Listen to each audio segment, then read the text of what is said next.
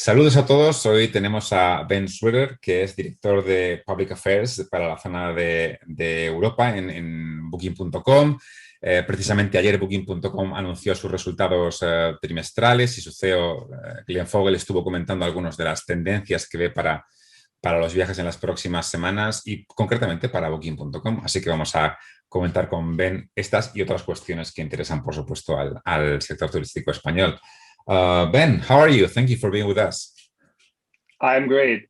Thanks for having me.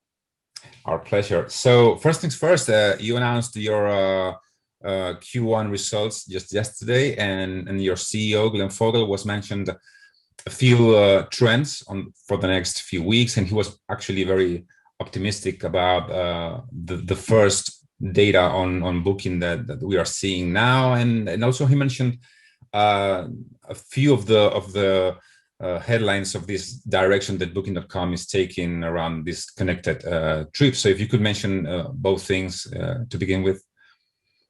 Yeah, sure. So Glenn rightly pointed out that we're cautiously optimistic. We're seeing some hopeful signs of recovery, in particular in those regions of the world where the vaccinations are making progress. So in particular in the US, in Israel, but also the UK. The trend is really that wherever people are getting vaccinated in large numbers, people are getting optimistic about travel, and people really have the urge to travel again.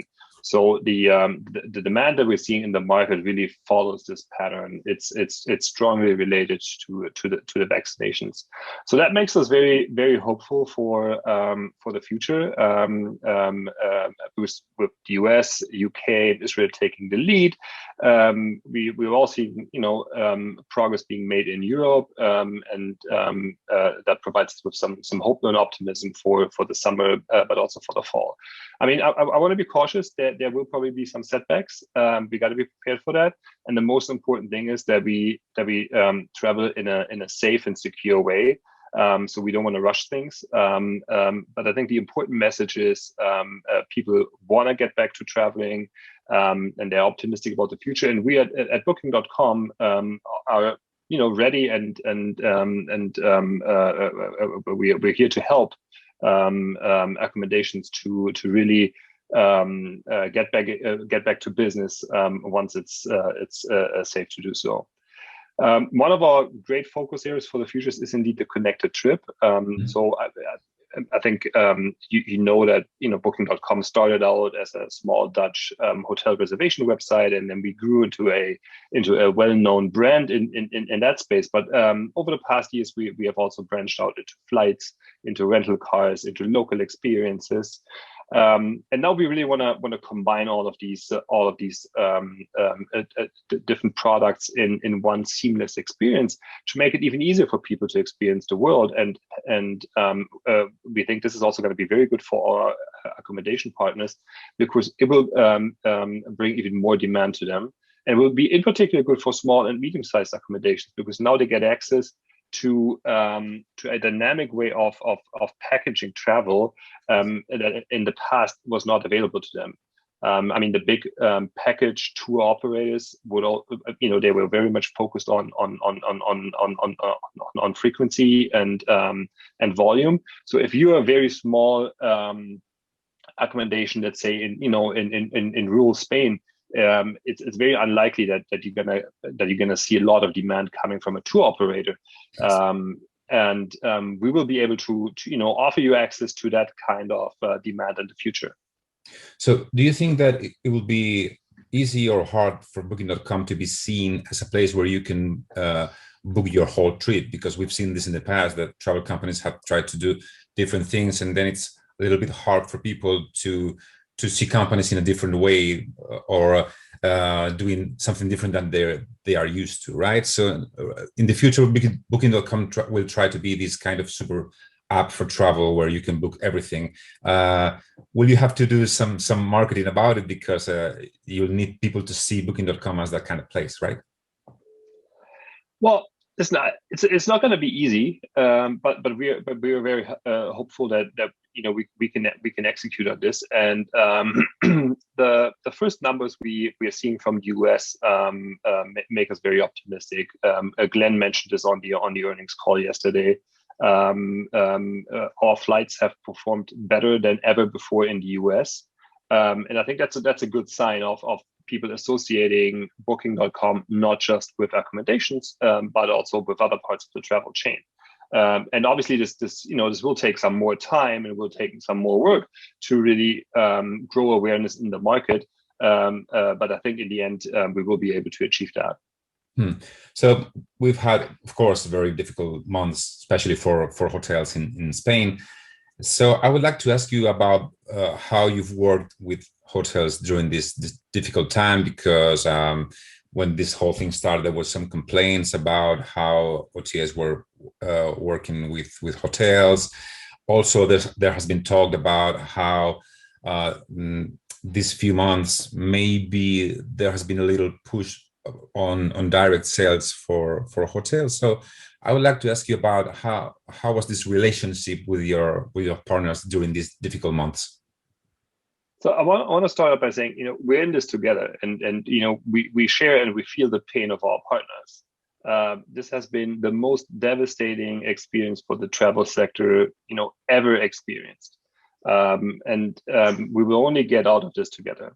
So during the pandemic, we provided a number of services to our partners. We helped them in processing refunds and cancellations, but also in providing travelers with choice in getting a voucher instead of a full refund, or rebooking their trip to a later point in time. This might not have been perfect at any point in time, or in any particular instance. But I think we did provide some very valuable services to our partners in this respect. And as we're going forward, as we're moving out of this pandemic, I think the relationship between us and the partners is becoming ever more important, because as soon as travel restrictions ease, partners will be looking to get as much demand as they can. And I think we are a great channel, and that's actually one of the most helpful things we can do for our partners in bringing that demand in the market to them and helping them recover as soon as possible. Mm-hmm. So you always have, of course, a very, very big competition in your space, because I assume that most of the most important travel brands are trying to do also this kind of trying to cover everything in travel, and you don't have only the competition of Expedia, but also Airbnb, and of course at some touching points you also have this competition from Google. So how do you see Booking.com in this landscape, and how do you see your relationship with Google? Because of course you're a very important provider for Google in Google Ads, but also Google are trying different things to get hotels more visible on their direct channels. So how do you see your relationship with Google? So first, I think you're absolutely right. There's fierce competition in travel, and we are exposed to fierce competition, not just from other online travel platforms, but also from other channels. So we have to provide great value to our customers, and our customers are both travelers and the accommodations. So if we're not providing value, then they're going to take the business elsewhere. With regards to Google, we've had a very long relationship with them, a very productive relationship for the most part. They have helped us grow our business over the years, and I think it was a relationship that was mutually beneficial and continues to be mutually beneficial. Now, there are some parts, and we have been outspoken about this, where we do take issue with certain conduct that Google inhibits in the market. Most importantly, we do take issue with their self-preferencing of their Google Hotel Finder in their search engine. We believe this is not a competition on the merits, and it's not good for consumers because it limits their choice. So we so that's an area of disagreement with Google, but it should not take away from the broader picture that we do have a very good relationship with them. But also, you always try to get a more direct on channel on your own, of your own. I mean, so how do you plan to do this? Because there's been always talks about how to place your marketing budget in terms of, okay, so Google, so CEO, so our own channels, so TV is still. So how do you see, what are your bigger tools to get your audience straight to you? Well, I think the most important thing that we can do is provide great value and provide a great experience, and then we will earn repeat customers. So that's what we really focused on with all the different products on our platform. As part of the Connected Trip, we're very much focused on rolling out a new payments product that makes it even easier for our customers to so even more seamless for our customers to engage in transactions. So that's one part where we're investing. There's also been a big shift to mobile in recent years. The majority of our bookings now come from mobile, and the majority of the mobile bookings come directly through our app. So we're getting less dependent on performance marketing. Mm-hmm. And we're also, experimenting with novel techniques in getting customer attention and driving demand to our platform. So in the US and UK, we recently launched a new scheme to support the travel recovery phase by giving a $50 discount for bookings made on our platform. And now, obviously, that is an alternative way of marketing that's not dependent on Google. And we will continue to experiment with these things in the future, and continue to invest in the quality of the experience people have on our platform, so that people will remember us and will hopefully come back and do repeat bookings with us. Okay, so you have mentioned this discount, and you also have traditional tools like booking.basic or early payment benefits. So it's easy to see how this would be a good thing for the customer.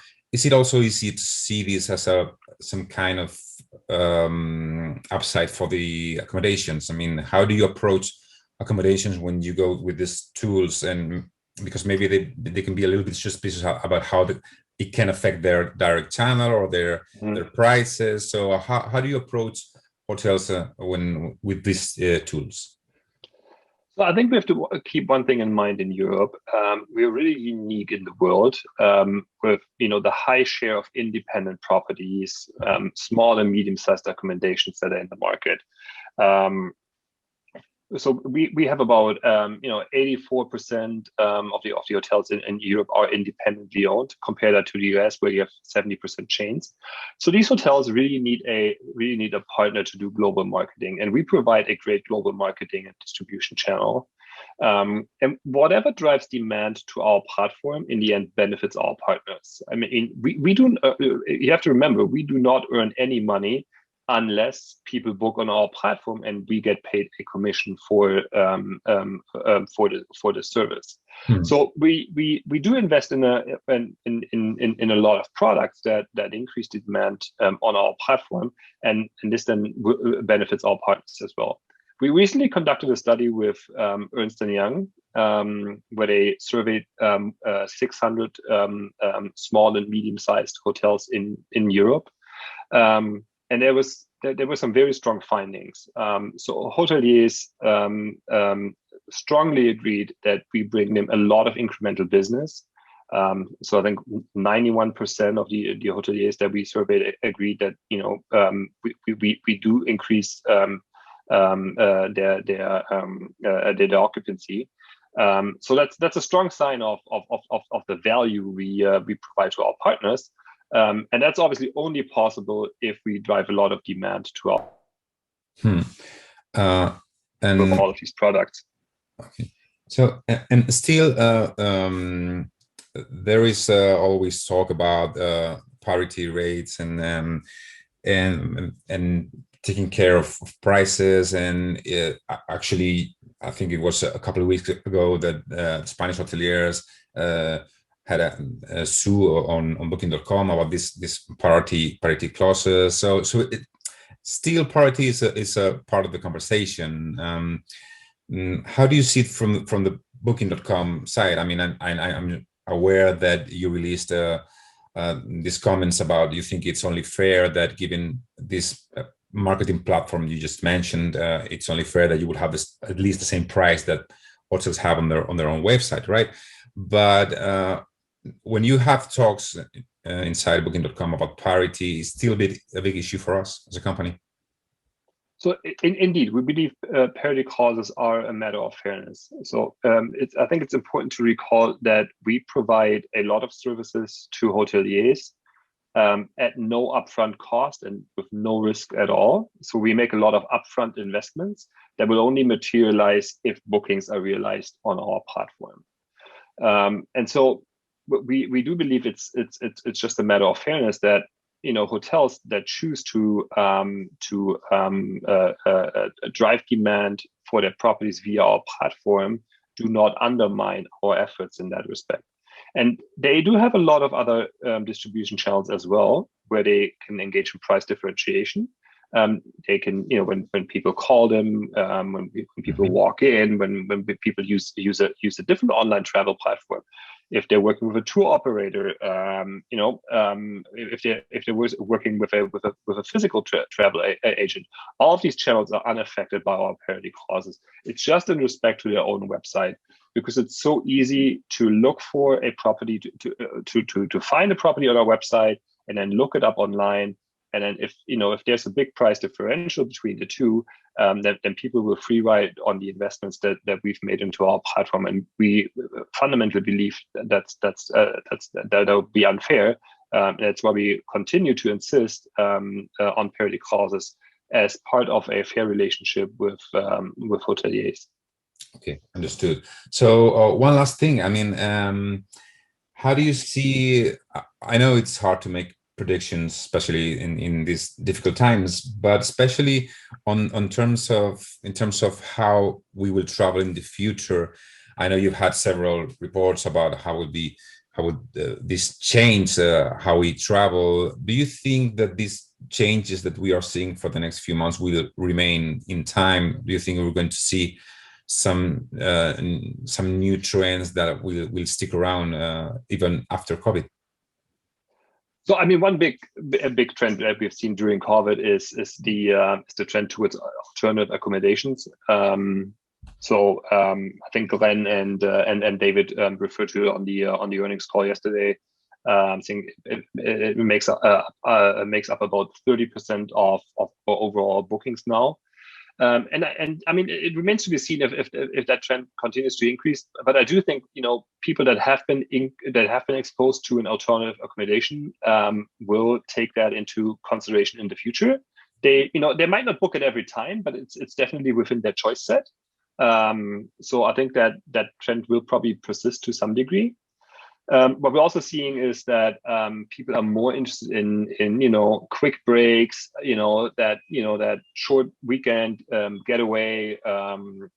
So I think that's going to be a focus area in the future. And we're also seeing that people are becoming more price conscious.